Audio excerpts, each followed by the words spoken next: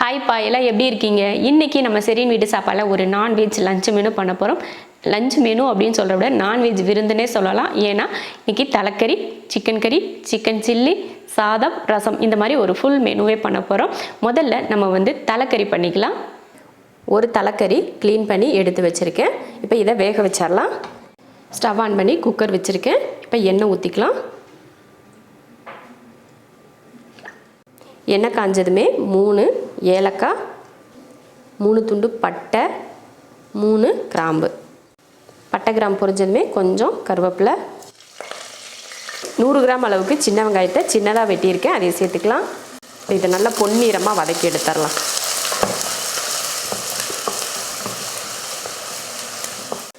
வெங்காயம் பார்த்திங்கன்னா நல்லா பொன்னிறமாக வதங்கிடுச்சு. இதில் 1 ஸ்பூன் அளவுக்கு இஞ்சி பூண்டு பேஸ்ட்,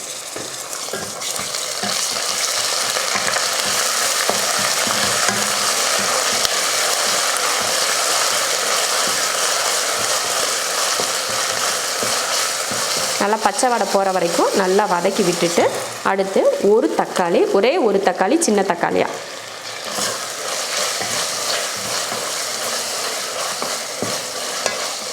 இப்படி வதக்கிட்டு, இப்போ இதில் நம்ம தலைக்கறி இருக்கு இல்லையா, தலைக்கறியை சேர்த்துடலாம். தலைக்கறி வதங்குறப்போ இந்த தக்காளியை சேர்த்து நல்லா வதங்கிடும். தேவையான உப்பு,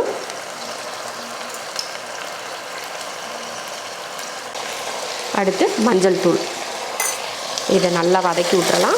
உப்பு மஞ்சள் தூள் போட்டதுக்கப்புறம் நல்லா ஒரு 5 நிமிஷத்துக்கு இந்த தலைக்கறி கூட தக்காளி எல்லாம் சேர்ந்து வதங்கட்டும். பாருங்கள், நல்லா ஒரு 5 நிமிஷம் கிட்ட நல்லா வதக்கியாச்சு. தக்காளியும் நல்லா வதங்கிடுச்சு. இந்த டைமில் மசாலா பொடி சேர்த்துக்கலாம். 1 ஸ்பூன் மிளகாத்தூள், அடுத்து மல்லித்தூள் 1 2 3 ஸ்பூன் மல்லித்தூள் சேர்த்ததுக்கப்புறம் இதையும் நல்லா வதக்கிடுவோம். நல்லா ஒரு 2 நிமிஷத்துக்கு அந்த கறி கூட சேர்த்து இந்த மசாலாவையும் வதக்கிடலாம்.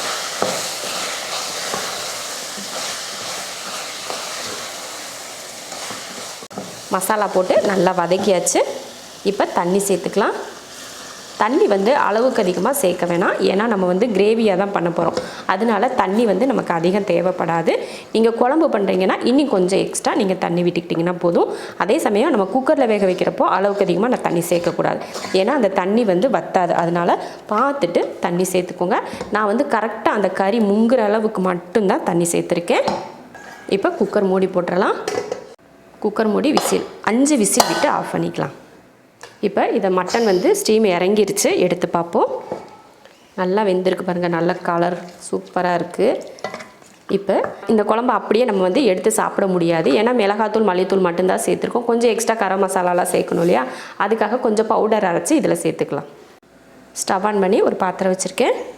இதில் மிளகு 1 ஸ்பூன், சோம்பு 1/2 ஸ்பூன், சீரகம் 1/4 ஸ்பூன், 2 கிராம்பு, 2 துண்டு பட்டை, 2 ஏலக்காய். இப்போ இதை வறுத்துடலாம்.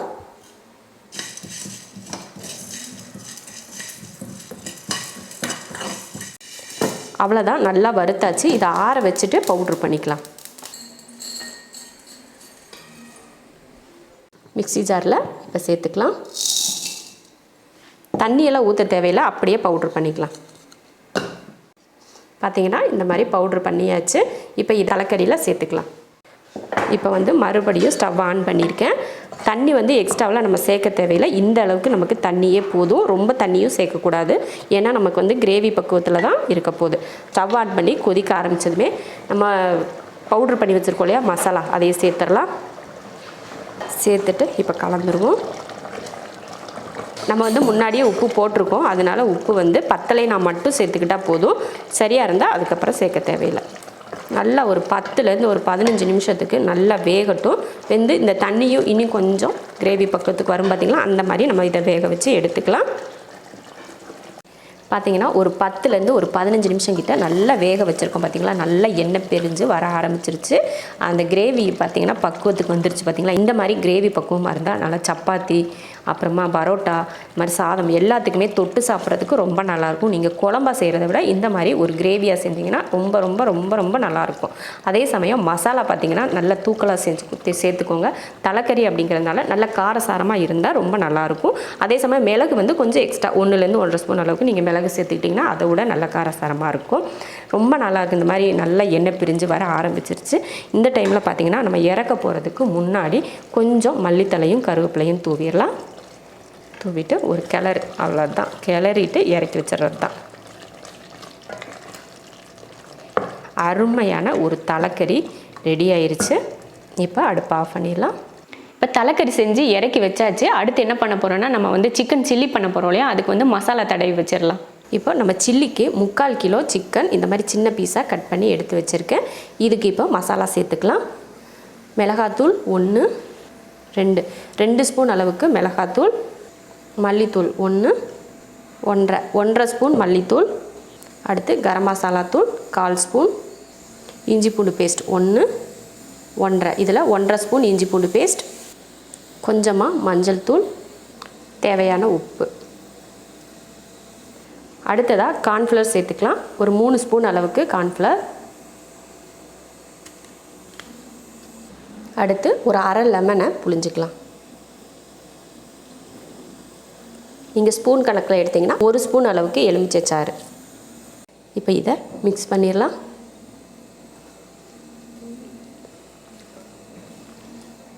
மிக்ஸ் பண்ணுறப்போ நான் வந்து ஒரு துளி அளவு கூட தண்ணி சேர்த்துக்கல. அந்த சிக்கனில் இருக்க ஈரப்பதத்திலேயே தான் மசாலா வந்து கலந்து எடுத்திருக்கேன். நல்லா கலந்தாச்சு. இது வந்து ஒரு அரை மணி நேரம் ஊறட்டும். அதுக்கப்புறம் எடுத்து பார்த்துக்கலாம். மசாலா தடவி எடுத்து வச்சுட்டு இப்போ சாதமும் ஒரு அடுப்பில் வச்சு விட்டோம்னா அதுவும் ரெடி ஆகிக்கும். சாதம் வச்சு விட்டுறலாம்.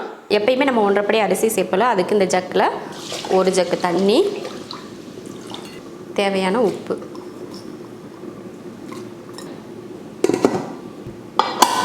அடுப்பில் வச்சு 3 விசில் விட்டு ஆஃப் பண்ணிக்கலாம். இப்போ வந்து நம்ம சிக்கன் கறி பண்ண போகிறோம். நம்ம நான்வெஜ்ஜில் வந்து மட்டன், இந்த தலைக்கறி இதெல்லாம் ஒரு சிலருக்கு பிடிக்காது, நிறைய பேருக்கு பிடிக்கும் பிடிக்காது அப்படின்னு சொல்லிட்டு தெரியாது இல்லையா. அந்த மாதிரி நேரத்தில் சரி வெறும் தலைக்கறி மட்டும் வச்சுட்டா எப்படி, சிக்கனும் ஒன்று செய்யலாம் அப்படின்னு சொல்லிட்டு இன்றைக்கி சிக்கன் நம்ம ஒன்று பண்ண போகிறோம். நம்ம வீட்டில் அடிக்கடி செய்யக்கூடிய ஒரு சிக்கன் கறி தான் இன்றைக்கி நம்ம கிச்சனில் பண்ண போகிறோம். முதல்ல அந்த சிக்கன் பண்ணிடலாம். 3/4 கிலோ இந்த மாதிரி சிக்கனை க்ளீன் பண்ணி எடுத்து வச்சுருக்கேன். இதுக்கு வந்து நம்ம வெங்காயத்தை அரைச்சி எடுத்துக்கலாம். நான் வந்து 2 பெரிய வெங்காயத்தை இது போல் மிக்சியில் கட் பண்ணி போட்டிருக்கேன். இதை பேஸ்ட்டாக அரைச்சிக்கலாம். ஸ்டவ் ஆன் பண்ணி கடாயை வச்சுருக்கேன். இப்போ இதில் எண்ணெய் சேர்த்துக்கலாம். எண்ணெய் காஞ்சிருச்சு. இப்போ இதில் கருவேப்பிலை சேர்த்துடலாம். அடுத்து நம்ம அரைச்சி வச்ச வெங்காயம்,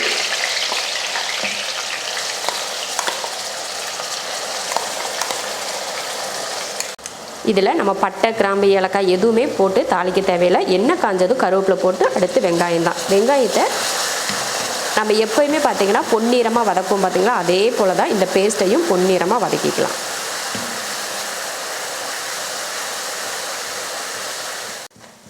வெங்காயம் பார்த்திங்கன்னா இந்தளவுக்கு நல்லா பொன்னிறமாக வதங்கினதுக்கு அப்புறமா இதில் இஞ்சி பூண்டு பேஸ்ட்டு சேர்த்துக்கலாம். 1, 2 ஸ்பூன் அளவுக்கு இஞ்சி பூண்டு பேஸ்ட். இப்போ இதை வதக்கிடலாம்.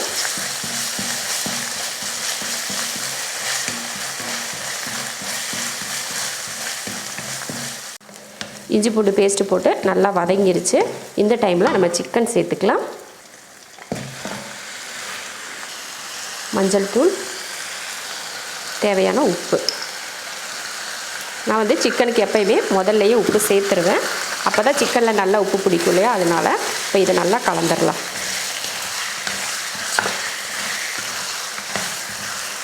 பார்த்திங்கன்னா நல்லா கலந்தாச்சு. இப்போ மூடி வச்சிடலாம். நம்ம மூடி வச்சதுக்கப்புறமா நல்லா சிக்கனில் இருக்க தண்ணியெல்லாம் விட்டு நல்லா வெந்து எண்ணெய் தெளிஞ்சு வரும். அது வரைக்கும் நம்ம வேக வச்சுக்கலாம். அப்படியே வேக வச்சிடக்கூடாது. அப்பப்போ எடுத்து நம்ம கிளறி விட்டுக்கலாம். இப்போ மூடி வச்சுருக்கேன். ஒரு 2-3 நிமிஷம் கழித்து எடுத்து கிளறி விட்டுக்கலாம்.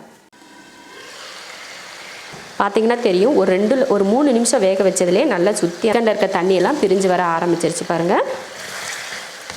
இப்போ கிளறி விட்டுட்டு மறுபடியும் மூடி வச்சிடலாம். கிளறியாச்சு. மறுபடியும் மூடி வச்சிடலாம். நல்லா எண்ணெய் சிக்கன் வெந்து நல்லா அந்த எண்ணெய் மட்டும் தனியாக வரும். அந்த அளவுக்கு நம்ம வதக்கி விட்டுக்கலாம், வதக்கி வேக வச்சுக்கலாம். பாருங்கள் ஒரு கிட்டத்தட்ட ஒரு 10 நிமிஷம் கிட்ட இந்த சிக்கன் வந்து வெந்துட்டுருக்கு. எக்ஸ்ட்ரா தண்ணி விட்டு வேகுது பாருங்கள். முதல்ல வந்து கொஞ்சமாக தண்ணி விட்டு வெந்துட்டு இருந்துச்சு. இப்போ பார்த்தீங்கன்னா நிறைய தண்ணி விட்டு வேகுது. நம்ம அதிகமாக தண்ணி ஊற்றி இதுக்கு நம்ம வேக வைக்கவே தேவையில்லை. இந்த மாதிரி வேக வச்சிங்கன்னா டேஸ்ட் வந்து ரொம்ப அருமையாக இருக்கும். நம்ம வீட்டில் எல்லாருக்குமே இந்த சிக்கன் தான் ரொம்ப பிடிக்கும். அடிக்கடி நான் இது தான் வீட்டில் செய்வேன். உங்களுக்கு நான் ஏற்கனவே நான் சொல்லியிருக்கேன், இந்த சிக்கன் வந்து நம்ம வீட்டில் எல்லோரும் விரும்பி சாப்பிடுவாங்க. ஏதாவது செய்யணும் அப்படின்னா உடனே இதை செய்யுங்க அப்படின்னு தான் சொல்லுவாங்க. அந்த மாதிரி எல்லாருக்கும் பிடிச்ச ஒரு சிக்கன் கறி இது. இதில் மிளகாத்தூள் சேர்த்துக்கலாம். 1 2 ஸ்பூன் மிளகாத்தூள். வேறு எதுவுமே நம்ம சேர்க்க மாட்டோம், மிளகாத்தூள் மட்டும்தான்.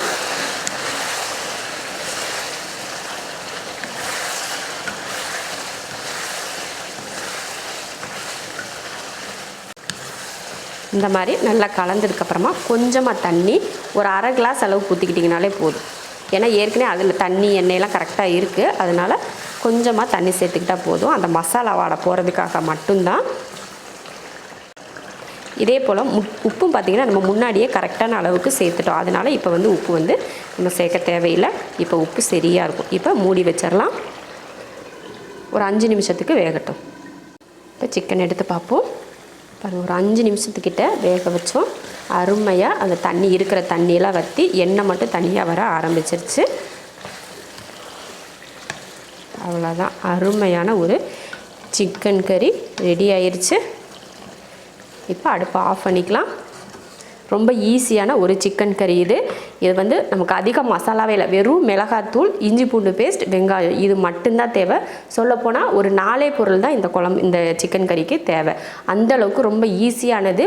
நான் போட்ட அளவுகளை நீங்கள் கரெக்டாக போட்டிங்கன்னா டேஸ்ட் வந்து ரொம்ப நல்லாயிருக்கும். எதுவுமே அதிகம் கம்மி நீங்கள் சேர்த்துட்டிங்கன்னா டேஸ்ட் வந்து மாறுபடும். அதனால் கரெக்டாக 1 கிலோக்கு எவ்வளோ, அரை கிலோக்கு எவ்வளோன்னு சொல்லிவிட்டு நீங்கள் பார்த்துட்டு சேர்த்திங்கன்னா டேஸ்ட் அவ்வளோ நல்லாயிருக்கும். நல்லா காரசாரமாக நல்லாயிருக்கும். அடிக்கடி இந்த சிக்கனே செய்வோம் அப்படின்னு தோணும்.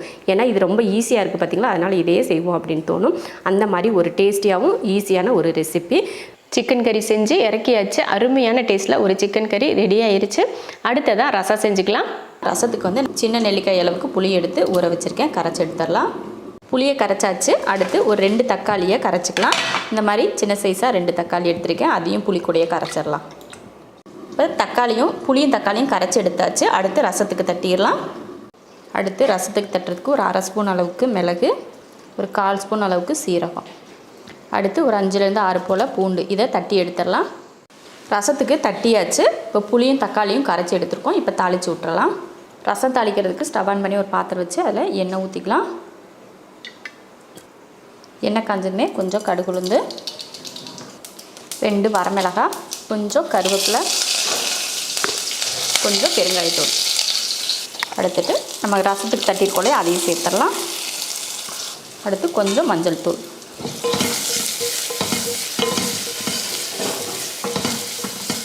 இந்த மாதிரி வதக்கி விட்டதுக்கப்புறமா நம்ம புளியும் தக்காளியும் கரைச்சோம் இல்லையா, அதையும் சேர்த்துடலாம். புளிப்பு எந்த அளவுக்கு தேவைன்னு பார்த்துட்டு தண்ணி, மல்லித்தலை, இப்போ தேவையான உப்பு சேர்த்துடலாம். லைட்டாக ஒரு கொதி வரட்டும், அதுக்கப்புறமா இறக்கிக்கலாம். பார்த்திங்கன்னா ரசம் வந்து லைட்டாக கொதிக்க ஆரம்பிச்சிருச்சு. பார்த்திங்கன்னா இந்த டைமில் ரசத்தை ஆஃப் பண்ணிடணும். அவ்வளோதான், அருமையான ஒரு ருசியான ஒரு ரசம் ரெடி ஆயிடுச்சு. இப்போ எல்லாம் ரெடி ஆயிடுச்சு. கடைசியாக வந்து நம்ம சிக்கன் சில்லி பொரிச்சிக்கலாம். சில்லி பொரிக்கிறதுக்கு ஸ்டவ் ஆன் பண்ணி கடாய் வச்சுருக்கேன். இப்போ எண்ணெய் ஊற்றிக்கலாம். எண்ணெய் வந்து அதிகமாக ஊற்றாதீங்க. ஏன்னா அடுத்து இந்த வந்து சிக்கன் பொரிக்கிற எண்ணெயை வந்து நம்ம யூஸ் பண்ண மாட்டோம் இல்லையா, அதனால கம்மியாகவே ஊற்றிட்டு கொஞ்சம் கொஞ்சமாக நம்ம பொரித்து எடுத்துக்கலாம். பார்த்திங்கன்னா சிக்கன் வந்து நல்லா ஊறி வந்திருக்கு. பார்த்திங்களா, அளவுக்கு அதிகமாக நம்ம மசாலா சேர்க்கலை. கரெக்டாக அந்த சிக்கன் ஊறுற அளவுக்கு மட்டும்தான் நம்ம மசாலா சேர்த்துருக்கோம். எதுக்காக நான் இப்படி சேர்த்துருக்கேன் அப்படின்னு பார்த்திங்கன்னா, நம்ம பொரிச்சு எடுப்போம் பார்த்திங்களா, நம்ம பொரிச்சு எடுக்கிறப்போ இந்த மசாலா மட்டும் மேலே வெந்திருக்கும், உள்ளே வந்து சிக்கன் அப்படியே இருக்கும். ஆனால் அந்த மசாலா மட்டும்தான் நம்ம எடுத்து சாப்பிட்ற மாதிரி இருக்கும். சிக்கன் வந்து உள்ளே வேகாத மாதிரி, மசாலா பிடிக்காத மாதிரி இருக்கும். அதனால் இந்த மாதிரி நீங்கள் மசாலா தடவி எடுத்து வச்சிங்கன்னா நல்ல சிக்கனில் நல்ல காரம் பிடிச்சிருக்கும், உப்பு பிடிச்சிருக்கும். பொரிச்சு எடுக்கிறப்போ அந்த மாவு வந்து மேலே இருக்காது, நம்ம சிக்கன் மட்டும் தனியாக தெரியும். அதுக்காக தான் இந்த மாதிரி நான் மசாலா தடவி எடுத்து வச்சுருக்கேன். நல்லா ஊறிடுச்சு. கிட்டத்தட்ட இது ஒரு அரை மணி நேரமே ஊறிடுச்சு. இப்போ நம்ம எண்ணெய் காஞ்சிருச்சு, பொரிச்சு எடுத்துக்கலாம். எண்ணெய் நல்லா காஞ்சிருச்சு. இப்போ சிக்கன் பொரிச்சிக்கலாம். தனித்தனியாக இந்த மாதிரி ஒன்றா எடுத்து போட்டு நம்ம பொரிச்சிக்கலாம். அதே போல் போட்ட உடனே திருப்பி போடக்கூடாது. கொஞ்சம் நேரம் வேக விட்டு அதுக்கப்புறமா தான் நம்ம திருப்பி போடணும்.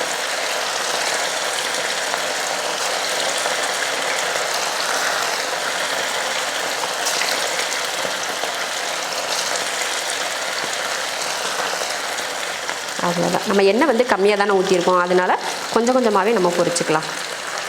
நான் எப்போவுமே நீங்கள் என்கிட்ட டவுட் கேட்குறது அப்படி தான், கடாயில் வந்து ஒட்டிக்குது, அதே போல் மசாலா வந்து தனித்தனியாக பிரிஞ்சு வந்துடும் அப்படின்னு சொல்லுவீங்க. இதே மெத்தடில் நீங்கள் செய்யுங்க, மசாலா பிரிஞ்சு வராது, அதே சமயம் கடாயில் ஒட்டவும் ஒட்டாது. இப்போ கலந்து விட்டுறலாம். பாருங்கள், அதுவே வருது பார்த்திங்கன்னா. நீங்கள் போட்ட உடனே நீங்கள் கலந்து விட்டிங்கன்னா தான் அது வந்து அடியில் ஒட்டிகிட்டு இருக்கும். அப்போ வந்து மசாலா வந்து நமக்கு பிரிஞ்சு தனியாக ஒட்டிட்டு போயிடும். அதனால் இந்த மாதிரி கொஞ்சம் நேரம் நீங்கள் வேக விட்டிங்கன்னா இந்த மாதிரி தனியாக வந்துடும். இது நல்லா வேக வச்சு எடுத்துக்கலாம். பார்த்திங்கன்னா சில்லி நல்லா வெந்துருச்சு பாருங்கள். இப்போது இறக்க போகிறதுக்கு முன்னாடி கொஞ்சம் கருவேப்பிலை சேர்த்துட்டு இறக்கிக்கலாம்.